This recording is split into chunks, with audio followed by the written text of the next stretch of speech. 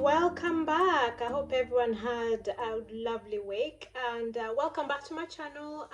For those who are joining us for the first time, welcome, and for those who watched my previous video, thank you for coming back and following up with my journey.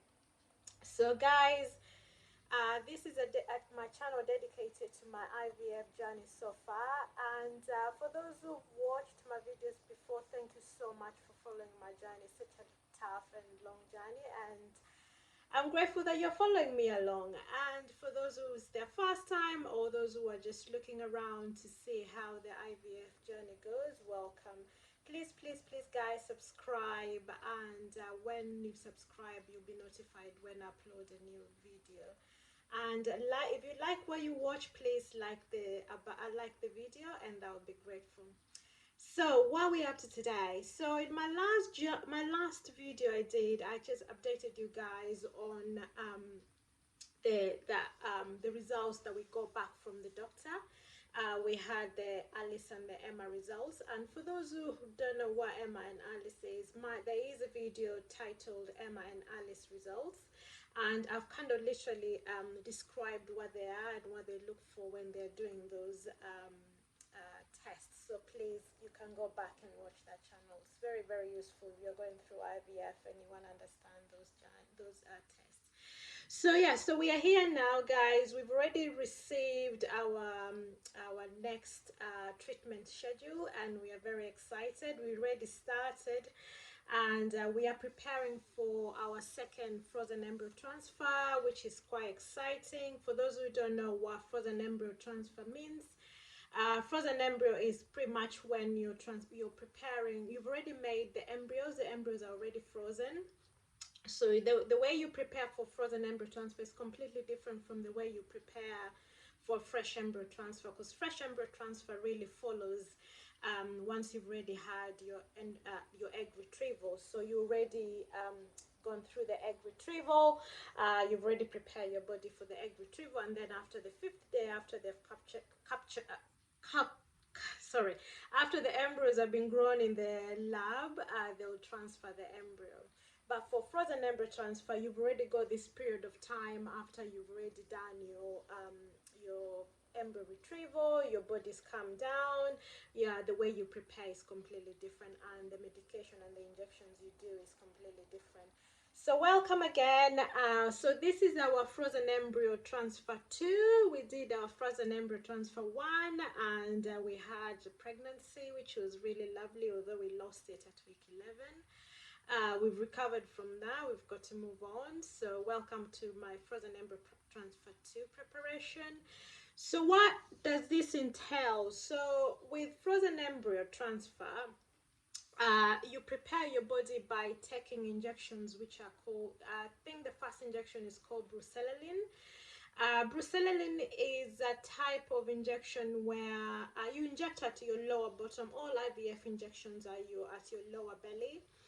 And what does brucellin do? Brucellin does, it kind of like shuts down your whole hormonal system. So literally what they say is like you go into a menopause state, so like a temporary menopause, so where you don't have any hormones produced. So instead of having a normal cycle where you've got all the hormones being produced, so you can have your ovulation, and then after ovulation, in case you fall pregnant, the embryo will implant, and then the progesterone will be produced. So for brucellin, it kind of completely just shuts all that down, and you go into a temporary menopause. So that's where we are. Joys, isn't it, for having to go through the temporary menopause. I tell you, it's something else. Although I don't feel the side effect as much, the only thing I experienced the other day was really high sweat. I was sweating so badly at night. It was just incredible. It was just literally water all through.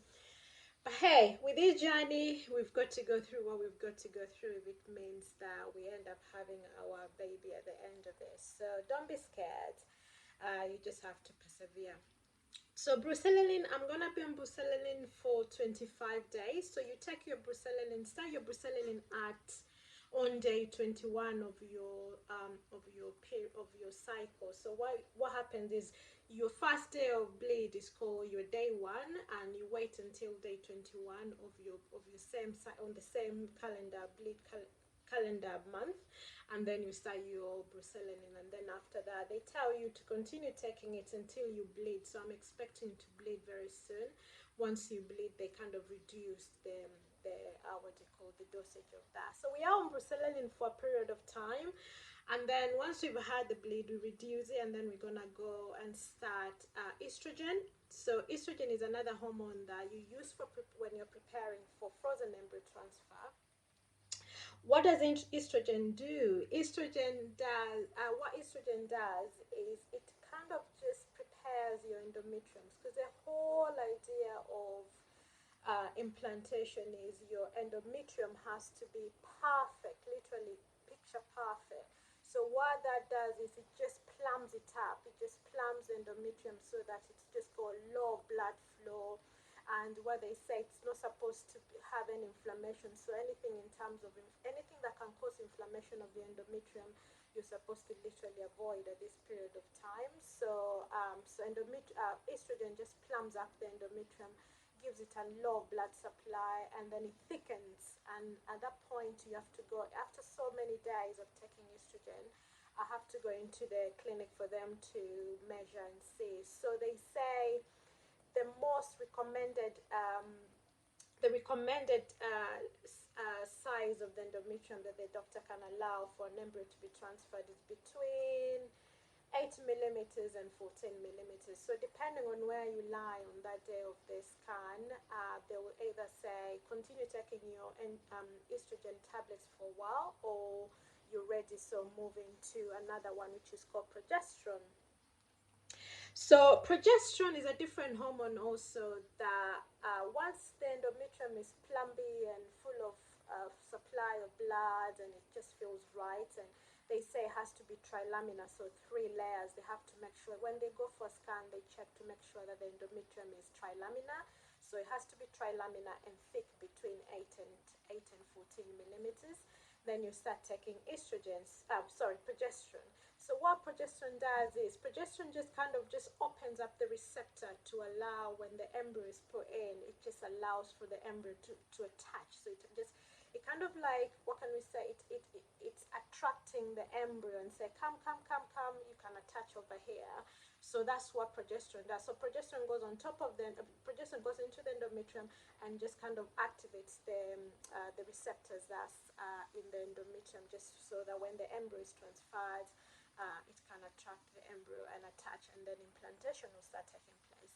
So I think you take progesterone for 5 days, and then you go in for your embryo transfer. So that's where we are, guys.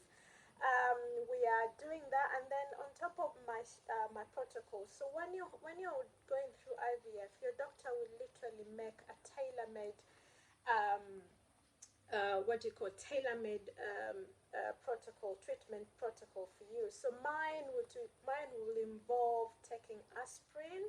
And why do I take aspirin? I'm taking aspirin because I'm prone to having preeclampsia, which is something that is caused by blood clots that can form in your bloodstream and your placenta when baby is attached, which can lead to miscarriages. So I'll be taking aspirin on top of that. And then on top of that also, I'll be taking another anti-clotting, which is called Clexane. So Clexane is an injection, so I'll have to inject myself, I think, until, if all goes well and there's a successful implantation, I have to take Clexane up to around week 10 when I'm pregnant, and then from there you just continue with the aspirin, which is, we hopefully that it will stop the clotting. So that's where we are. We're already on our preparation for frozen embryo transfer, and it's going so well so far, guys. I'm just a little bit nervous, of course, hopeful, and I just have to believe that things will work out, because everything is beyond my control at this moment in time. So that is it for now, for guys, but I am gonna do another video following these up on supplements. I did promise you guys I was gonna do supplements on which type of supplements to take when you're preparing for your frozen embryo transfer, because supplements are very, very important. There's specific supplements that you have to take that they say will aid with implantation. So watch out for my next video, and I'll be doing that very soon. And thank you so much for following me. If you like what I've my video, what I've been saying today, please like it and subscribe, and you follow me along this journey.